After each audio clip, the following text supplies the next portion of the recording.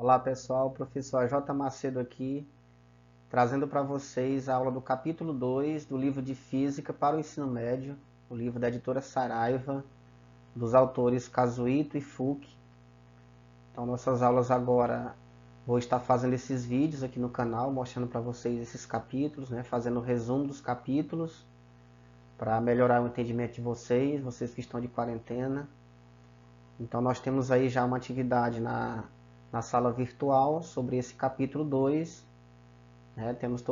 Já temos lá o arquivo em PDF para que vocês possam estar olhando, estudando, e no final tem 10 questões para serem resolvidas. Então vou estar explicando aqui o capítulo, as partes principais. Esse é o primeiro vídeo dessa série, do ensino médio, aulas de física mesmo. Vocês que estão chegando agora, estão assistindo essa aula, aproveite e se inscreva no canal. Marque o sininho de notificações para receber as notificações dos próximos vídeos e nos ajude aí a divulgar e a compartilhar essas aulas de física do ensino médio. Então vamos iniciar aqui. O nosso capítulo ele começa. Então o capítulo 2, que fala de força elétrica, lei de Coulomb, ele traz aqui como contextualização o princípio do funcionamento de uma impressora toner.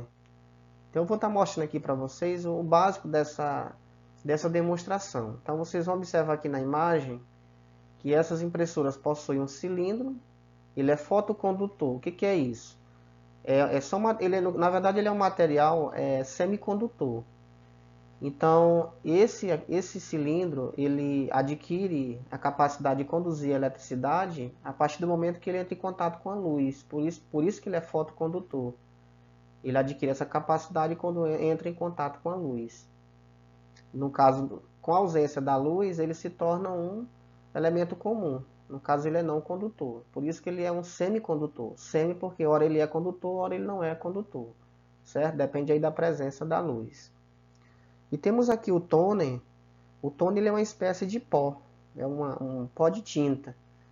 E aí o que acontece? O mecanismo da impressora é o seguinte. Ela projeta uma luz no cilindro, ele se transforma em um condutor, e esse condutor se eletriza negativamente, que é o cilindro, e o toner se eletriza positivamente. Então aí nós vamos ver que há uma oposição de sinais. Sinais opostos, nós já vimos na aula anterior, na introdução mesmo lá da sala de aula, que carga de sinais opostos elas se atraem.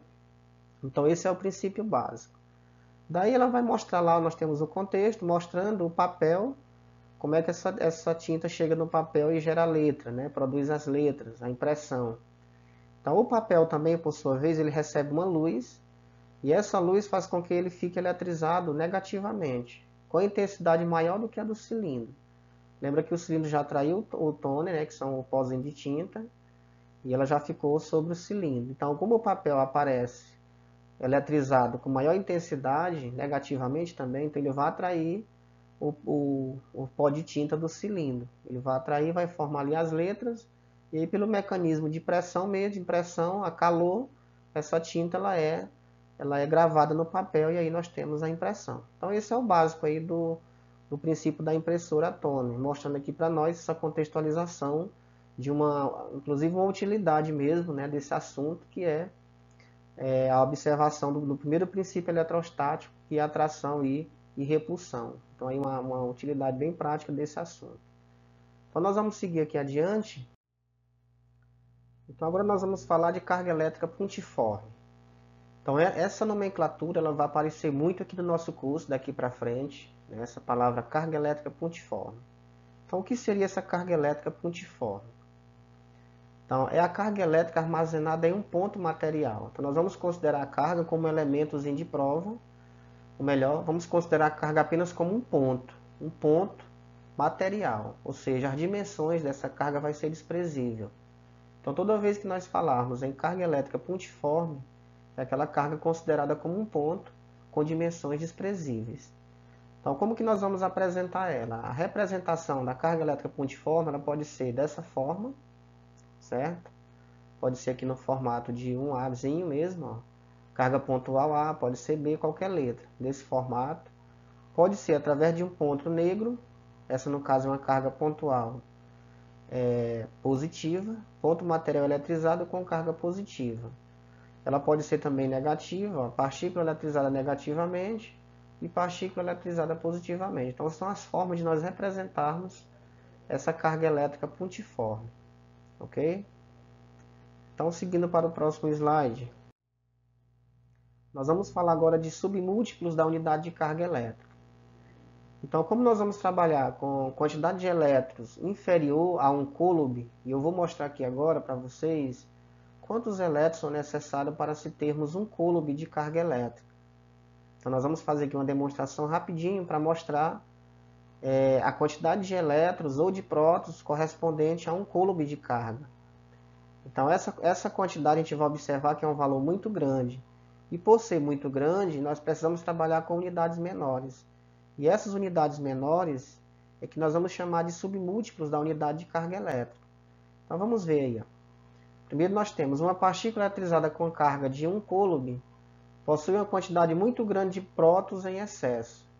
Isso pode ser confirmado calculando o número n de prótons, ou seja, o n corresponde ao número de prótons ou de elétrons. Isso nós já vimos em aula passada. Então a nossa definição é essa. O Qzão, que é a quantidade de carga, é igual a mais ou menos n, que é o número de prótons ou elétrons, multiplicado pela carga elementar, que é 1,6 vezes 10 a menos 19 coulomb. Ou seja, a carga de um elétron ou de um próton. Então, desenvolvendo essa expressão aqui, nós vamos desenvolver o seguinte. O n, nós vamos isolar o n, no caso ele vai para o primeiro membro, então o ezinho ele vai passar a dividir aqui o Qzão. Então vai ficar Qzão sobre Ezinho, certo? Só manipulando aqui essa funçãozinha para a gente calcular essa quantidade de prótons ou elétrons de 1 coulomb de carga. Então substituindo aqui os valores, ó, nós temos o Qzão corresponde a 1 coulomb, como foi mostrado ali no nosso enunciado. O Ezinho é a carga elementar, que corresponde a 1,6 10 a menos 19 coulomb. Fazendo essa divisão, então dividindo 1 coulomb para 1,6 coulomb, nós vamos obter 0,625. Nós temos aqui a potência 10 a menos 19. Como a gente vai colocar ela no inverso, ela está aqui na parte de baixo, então nós vamos fazer uma divisão, é como se aqui em cima tivesse 10 elevado a 0. Então fazendo essa divisão de potência mesma base, a gente vai conservar a base e subtrair os expoentes. Então 0 menos 19 fica 19 positivo. Isso aqui coulomb, certo? Então esse valorzinho aqui, o que eu vou fazer? Eu vou só colocar em notação científica, a vírgula vai deslocar uma casa, e aí nós vamos retirar a unidade aqui do expoente. Então vai ficar a quantidade de elétrons ou prótons de 1 coulomb de carga corresponde a 6,25 10 a 18, ou 10 a 18ª potência. Então é um valor muito alto. Como é um valor muito grande, nós não trabalhamos com valores muito grandes. Por isso a necessidade de se criar submúltiplos da unidade de carga elétrica. E esses submúltiplos eu vou mostrar aqui para vocês. Então, os submúltiplos da unidade de carga elétrica, quem são eles? Então, na eletrostática é usual trabalhar assim com quantidade de cargas menores que 1 coulomb. Então, faz-se necessária a utilização dos seus submúltiplos, entre os quais os mais usuais são. Então, nós temos o milicoulomb, um MC, esse aqui eu já até trabalhei em sala com vocês.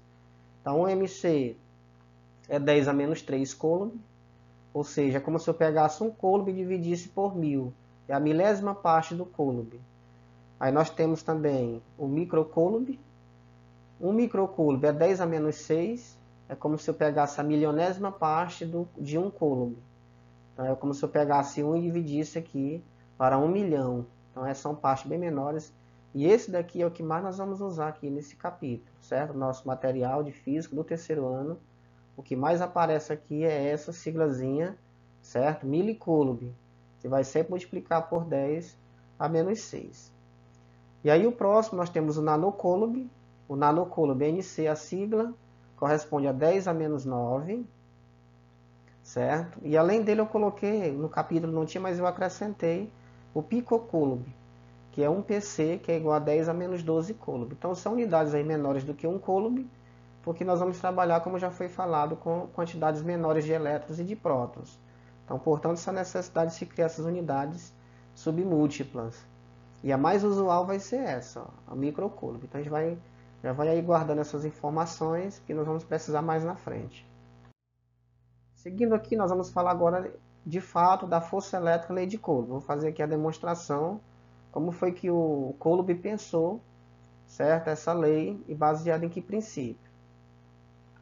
Então, a força elétrica de interação entre duas partículas eletrizadas foi determinada e comprovada experimentalmente pelo físico e engenheiro francês Charles Augustin de Coulomb, em 1736 e 1806, por meio de uma de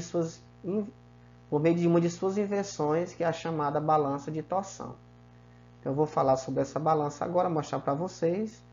Então, aqui o básico do que se trata essa força elétrica, né? Essa lei de Coulomb. Então, a força elétrica é para a gente calcular, determinar a intensidade com que dois corpos se atraem ou se repelem. Esse é o princípio básico. O que nós queremos é isso. É mostrar com que intensidade, com que força dois corpos se atraem e dois corpos se repelem. Na física, nós precisamos estar medindo essa interação. Então, nós temos que determinar essa intensidade. E lembrando que força, ele é um vetor, é uma grandeza vetorial. Depois eu posso estar fazendo uma aula específica para falar sobre isso, porque vetores nós já trabalhamos lá no curso de mecânica clássica do primeiro ano. Então, a força ela é um vetor, ela necessita de informações a mais. Além do seu módulo, que é um valor numérico e unidade de medida, é necessário também determinarmos a direção e o sentido, certo? Então, força ela é um vetor. E aí, o básico nosso aqui é esse. O que nós vamos demonstrar é uma expressão matemática que permite calcular com que intensidade um corpo se atrai ou se repele. Então, vamos seguir aqui para a demonstração do Coulomb. Então, nós temos aqui a imagem da balança dele, a balança de torção. Foi através dela que ele conseguiu demonstrar, certo? A lei de Coulomb, que é a força elétrica. Então, está aqui o funcionamento dela. Vocês têm no capítulo todos esses detalhes dessas imagens.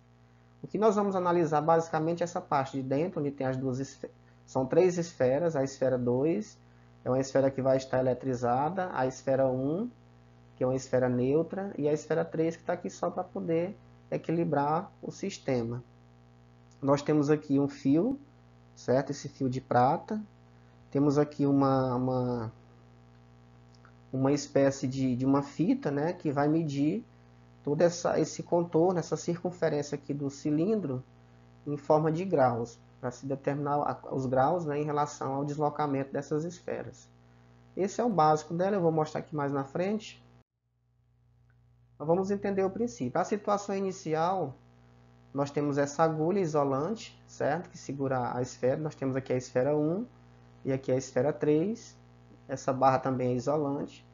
Aqui nós estamos tendo uma visão vertical da balança.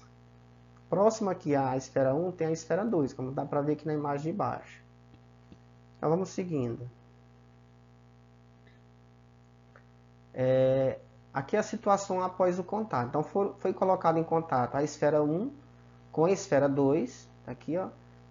Foi colocado em contato, depois foi feito um distanciamento. Então, observa que ao colocar em contato a esfera 1 com a esfera 2, elas adquiriram carga de mesmo sinal, porque a esfera 1 estava neutra e a esfera 2 estava eletrizada. Então, ao tocar a esfera 1 na 2, ela recebe carga e, portanto, as duas ficam eletrizadas com carga de mesmo sinal. E aí vai haver a repulsão. Então, essa repulsão aqui deu para verificar que o deslocamento da esfera 1 em relação a 2 foi na abertura de 36 graus. Uma abertura aqui de 36 graus dá para observar na imagem. Então, qual é a conclusão disso? Ó, observando a próxima imagem, aí fez o seguinte. Analisando essa situação para essa, o que ele vai colocar? Aqui foi uma situação inicial. Aqui já foi outra situação em que ele reduz esse deslocamento, né, essa abertura de ângulo de 36 para 18. Dá para observar que esse deslocamento ele reduziu pela metade, certo? E ao reduzir pela metade, olha o que aconteceu. Então dá para observar que o fio, ele torceu 26 graus Celsius. Essa foi a torção do fio. E ao somar esse 26 com os 18 graus, olha aqui embaixo, ó, 126 mais 18 144 graus, ó. Que é justamente essa abertura que ela sai da esfera 1 até lá, essa posição que vai ser ocupada agora pela esfera 3, ó. Pega esse intervalo de 126 mais esse daqui, ó. Esse daqui corresponde a esse, ó. Então, aqui, se aqui deu 18, lá também é 18. Então, você está somando 126 mais 18, que é esse pedaço aqui. É a posição agora da esfera 3. Então, obtivemos quanto? 144. E esse 144 corresponde a quem? A 4 vezes o 36, que é o valor lá inicial. Então, o que isso vai mostrando para a gente? Que se nós reduzirmos a distância da esfera, pela metade, a torção no fio, ou seja, a força de torção no fio aumenta 4 vezes, certo? Então vamos guardar bem essa informação. Eu reduzi a distância entre as esferas, o deslocamento aqui, a abertura eu reduzi pela metade, a torção no fio ela aumentou 4 vezes. Ou seja, esse princípio ele é muito observado. Você pode, por exemplo, pegar um ímã e aproximar de um objeto metálico. Quanto mais você aproxima, mais forte é a força de interação entre eles. Quanto mais distante, mais fraco. Então, o que foi feito aqui foi isso. Ó. Quando estava mais distante, a torção no fio, lógico, ela vai ser um pouco mais fraca. Mas quando vai se aproximando mais da outra esfera, então essa força vai ser bem maior. Certo? Nesse caso aqui nós estamos trabalhando uma repulsão. Então, na próxima imagem, a gente vai ver isso mais ainda. Ó. Vai se reduzir mais ainda, vai se aproximar mais ainda das esferas, A1 e 2. Lembrando que essas esferas elas estão eletrizadas com o mesmo sinal, a mesma carga, porque foi feito o contato. Então vejam só, de 18 reduzimos para 9, metade novamente. Vamos ver se essa metade vai conferir, né, essa mesma propriedade aqui. Então repara que nesse modelo anterior, o nosso deslocamento aqui, a torção do fio, ela foi de 144 graus. E ao reduzir aqui pela metade, nós temos uma movimentação muito maior do fio. Ele consegue dar mais do que uma volta de 360 graus. Ele dá uma volta aí de 567 graus. Ou seja, ó, todo esse contorno aqui do centro, dá para ver que ela fez essa volta. Ó. Esse é o fio torcendo dentro dessa balança de torção. Por que ele torceu muito? Porque foi aproximado o máximo aqui. Ó, a aberturazinha só ficou de 9 graus. Então, quanto mais próximo, maior vai ser a força de repulsão. E aí fez com que esse fio rodasse esse tanto de graus. Foram aí 567 graus. Então, vamos fazer a soma novamente. Ó. Então, somando 567, esse deslocamento aqui, mais os 9, que é esse mesmo pedacinho aqui, ó. Somando isso aí tudo, o que nós vamos ter? 576. Que corresponde a quanto? Corresponde a 4 vezes esse valor anterior. Ou seja, eu reduzi a abertura do ângulo pela metade em relação à situação anterior. Reduzi pela metade. O que acontece com a força de repulsão? Ela aumentou novamente 4 vezes. Então, aqui aumentou 4 vezes, aqui aumentou 4 vezes. Então, ele vai fazendo esse experimento várias vezes e vai percebendo isso. Que sempre que ele reduz essa distância entre as esferas, a força de torção no fio ela aumenta 4 vezes. Então isso é muito interessante, porque 2 ao quadrado é 4. Por isso nós vamos chegar já numa conclusão em relação à distância entre as esferas. Que conclusão é essa? Então a força elétrica ela é proporcional, esse símbolo quer dizer proporcional, ao inverso do quadrado da distância. Ou seja, se eu reduzo pela metade, eu estou reduzindo por 2. Quando eu reduzo por 2 a distância, o que acontece com a força? Ela aumenta 4 vezes. Se eu dobro uma distância, digamos que eu estou lá com 9. Se eu dobro essa distância 9 para 18, o que acontece com a força? Ela enfraquece 4 vezes. Por quê? Porque 2 ao quadrado é 4. Por isso que a distância está elevada ao quadrado. Ó. Certo? Ela está elevada ao quadrado por conta disso. Porque quando você diminui a distância, a força aumenta 4 vezes. Digamos que eu usasse aqui o parâmetro de triplo. Digamos que eu, por exemplo, reduzisse essa distância 3 vezes. Então a força ela iria aumentar 9 vezes. Por quê? Porque 3 ao quadrado é 9. Certo? Então é nesse sentido. Quando você Diminui a distância, você aumenta a força. Quanto mais próximo, maior a força de interação entre as partículas. Então, se eu aumentar a distância, eu vou estar reduzindo a força. Vai ficando mais fraca. Por isso, inversamente proporcional ao quadrado da distância. Vamos seguindo? Então, aqui no próximo, a nossa próxima observação, repetindo a experiência com diferentes quantidades de carga elétrica, Coulomb estabeleceu também que as intensidades das forças elétricas eram diretamente proporcionais ao produto das quantidades de carga das esferas. Então, quanto mais ele aumentava a quantidade de carga das esferas, quanto mais as esferas recebessem cargas, maior seria a força de torção no fio. Então, a outra observação dele foi essa. Ele observou que ao aumentar a distância, ele reduzia a força, ou seja, ao diminuir a distância entre as partículas, ele aumenta a força, certo? No fio. E também observou que se ele aumentasse as cargas das esferas, ao aumentar essas cargas, a força aumenta. Ao reduzir a carga dessas esferas, a força diminui. Portanto, dá para concluir que a força é diretamente proporcional ao produto dessas cargas, certo? Então, vamos passando aqui, ó. Então, esse é o enunciado da lei de Coulomb. A lei de Coulomb conclui que a intensidade da força elétrica entre duas cargas elétricas pontiformes é diretamente proporcional ao produto dos valores das cargas. Ó, diretamente proporcional, porque se eu aumento a carga das esferas, se eu aumentar as cargas das esferas, eu aumento a força. Ok? Então, e é inversamente proporcional ao quadrado da medida da distância que as separa. Então, esse inversamente é justamente por isso, que nós vimos lá que quando se diminuía a distância, a força aumenta. Então, se eu aumentar a distância, a força diminui. Uma grandeza aumenta e a outra diminui. Isso é chamado inversamente proporcional.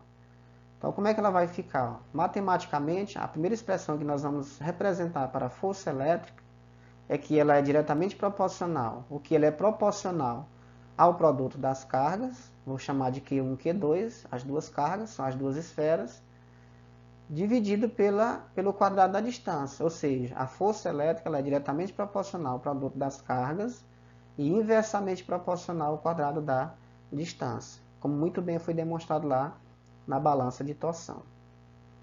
Ok? Então vamos seguindo aqui nosso próximo tópico. Então a intensidade dessas forças de interação depende do meio em que as cargas estão imersas e no sistema de unidades adotado. Para fazer esse ajuste, os valores das cargas são multiplicados por uma constante proporcionalidade chamada de constante eletrostática. Essa constante vai aparecer muito na nossa vida agora, o valorzinho dela, representada por K0, o zero subscrito, se o meio for o vácuo ou A seco, e pela letra K para os demais meios. Então, essa constante ela é importante porque para a gente diferenciar os meios, porque, por exemplo, se eu realizo um experimento dentro da água, com as mesmas quantidades de carga, mesma distância, ele não vai dar o mesmo valor se eu fizer isso no ar seco, ou no vácuo, ou no petróleo, ou no óleo. Então, essa constante é para dar esse equilíbrio em relação aos meios que esse experimento vai ser realizado. Então, se eu realizo esse experimento, digamos, em meios diferentes, por mais que eu tenha o mesmo valor das cargas das esferas e a mesma distância, esses valores se alteram. Então, quem vai me garantir isso? É essa constante. Então, como os meios mais utilizados são o vácuo e o ar seco, a expressão final da lei de Coulomb, nesse caso, fica. Então, nós já podemos utilizar uma igualdade agora, podemos utilizar a igualdade, porque nós temos agora uma constante que dá esse equilíbrio em relação aos meios. Então, aqui nós temos essa constante.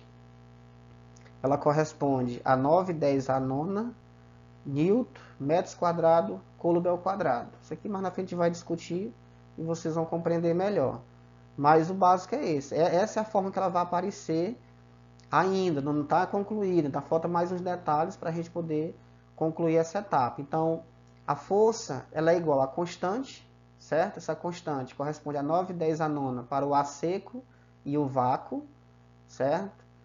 Multiplicado pelo produto das cargas, porque a força é diretamente proporcional ao produto das cargas, e dividido pelo quadrado da distância, porque a força ela é inversamente proporcional a esse quadrado da distância que aí separa.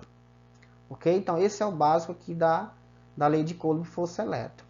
Mais observações ainda sobre essa função, essa fórmula aqui da lei de Coulomb. Vamos observar aqui alguns meios, em outros meios, essa constante recebe outros valores. Esse valor aqui de 9,10 a nona é para uma situação no vácuo ou no ar seco. Na água, esse valor é 1,19 a oitava. Aí temos o quartzo, o benzeno, o papel, o etanol, o petróleo, polietileno. Esses valores estão lá no livro, né, no capítulo 2. Eu vou deixar aqui no vídeo, na descrição do vídeo. E tem também lá na sala virtual. Então, vamos... Aqui, para finalizar, vamos trabalhar o sinal da força elétrica. Então, como nós sabemos que, de acordo com o primeiro princípio eletrostático, carga de mesmo sinal, elas se repelem. Carga de sinais contrários se atraem. Então, essa ideia nós vamos aplicar aqui para evitar estar utilizando F negativo e F positivo. Então, quando as cargas Q1 e Q2 tiverem mesmo sinal, ou seja, menos e menos é mais, e mais com mais permanece mais, então a força é positiva, ela é maior do que zero. Força elétrica positiva significa repulsão entre as cargas, certo? Quando as duas cargas, Q1 e Q2, tiver sinais opostos, os sinais forem opostos, certo? Mais e menos, ou menos e mais, então a força vai ficar negativa. Por quê? Porque mais com menos é menos. E menos com mais é menos também.